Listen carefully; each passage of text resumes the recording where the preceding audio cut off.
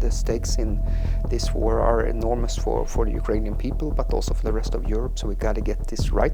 We have always said it's only one country that should decide if and when it wants to negotiate, and that's of course Ukraine. I just want to start with this year, 2024, which is coming to an end. We have had a lot of positive developments in terms of US aid being unblocked, permissions being unblocked to strike into Russia, the shell situation improving, and of course countries like Sweden actually increasing their support for Ukraine in that year. But still on the battlefield you see Russia really taking the upper hand and taking more territory almost every month. So I'm curious, how have you watched the developments this year from Sweden over 2024, and how has the situation changed your approach to planning for 2025?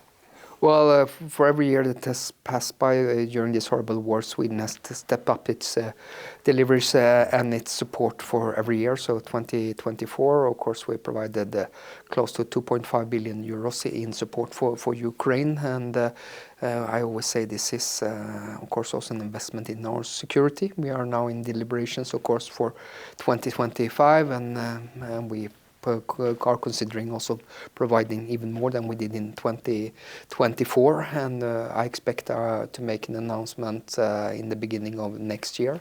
We are adapting our support also to Ukrainians' needs. So I had the honor of having Minister Umerov here a few weeks in Stockholm, and we compared notes on what's our capability to deliver and what are the Ukrainian needs. We are blessed by having a strong defense industrial base, so more and more right now we are delivering things straight to commercial off the shelf, of course in donations to Ukraine. In addition, of course, we have already provided funds for the Danish initiative for the Bodana artillery pieces, and we said now when we're announcing our next support package, we're also going to be investing into long-range drones capabilities in Ukraine, and also long-range strike capabilities for the Ukrainians as well.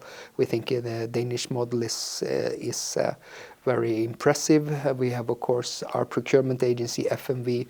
They are in Kyiv on a permanent basis, so they have been visiting and some of the production sites where you are producing a lot of defense equipment. We think it's very impressive, the ramp up of the production as well.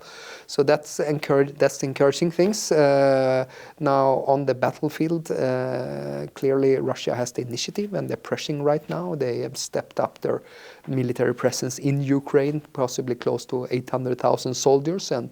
But if you ask me, I think that the equation between their territorial gains and their extremely high casualty rates in the long run is unsustainable. We should also be aware that they have great challenges also when it comes to recruitment, and that they have to pay more and more to soldiers. So I know the situation on the front is extremely tough and demanding for the Ukrainian soldiers, but I just want them to know that we are doing whatever we can to step up support, and we are encouraging others to do the same thing. Can we expect this cooperation and really bringing Ukraine into Europe's defense production architecture to continue and tighten over next year? When Minister Umerov was here as well, we had several business representatives of the Swedish defense industrial base present, and we compared notes to what they could deliver and what the Ukrainian needs are. But Minister Umerov, and I totally concur with him, was also crystal clear that then you also need to think about collaboration with the Ukrainian defense industry, and you have to think about having a footprint inside Ukraine as well. And I've been very much encouraging this as well, and I think that the companies are very well aware of that. So there was a business delegation from the Swedish defense industry that went to Kyiv just straight after Minister Umerov was here, and I encourage all this business-to-business interaction as well, because ramping up Ukrainian defense industrial base by technology transfers, by collaboration, and by creating production sites in Ukraine, I think is way to go. In combination, of course, with EDIP, the European Defence Investment Programme, our strongest priority for EDIP is to invest into the Ukrainian defence industrial base as well, because we have learned during this year, since there's been such an impressive ramp-up production, those of us who are running low on shells or artillery pieces, well, why don't we just contribute cash then to step up the Ukrainian production? That's what I encourage all my colleagues in around Europe to do, at least. Does Sweden share Ukraine's position that only NATO membership is an acceptable hard deterrence, or is there another alternative? I mean, we learned how important it is to have access to become full-fledged members of the alliance. We've been partners for a long time, and just to give you the perspective, when Lavrov sent out his infamous letters on the 17th of December saying there will be no more NATO enlargements, i.e. that Sweden and Finland will not be free to choose, that was a wake-up call for Sweden and Finland to join the alliance, and we think it's the cornerstone of any European security order that Ukraine should have the right to choose, and this is an issue between Ukraine and the 32 other allies. Russia does not in any way have a veto. So when Ukraine fulfills the criteria, which they haven't been defined yet, of course, but then Ukraine should become NATO membership. I know there are different views within the alliance, but for us this is a fundamental issue that Ukraine has the right as a European country also to become member of the EU and NATO. I think that's very important to be clear on that, and that's our position, of course. If you have a US administration and other NATO member states who are categorically against Ukraine entering NATO and not even thinking about Russia, is there another way of providing a deterrence that at least secures Ukraine, or at least a roadmap for a secure Ukraine in the future from a repeat invasion? What matters is not what I or Sweden think, with what the Ukrainian people and President Zelensky thinks. That should be the call for that as well. And I know within the peace plan there was ideas also having security guarantees as such. Now, due to historical reasons with the Budapest agreement, I know that security guarantees is one thing, but of course to being a full-fledged ally is something else. But Sweden is very pragmatic. We have always said it's only one country that should decide if and when it wants to negotiate, and that's of course Ukraine, and we think it makes sense that it should be negotiated from a position of strength. So I think it's for Ukraine and the Ukrainian people to decide if and when and terms and conditions.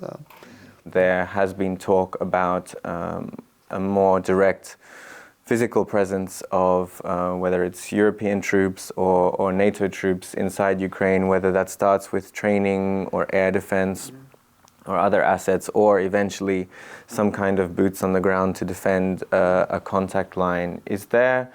Are these discussions happening at that level, and do you think that is a solution that Sweden could potentially take part in?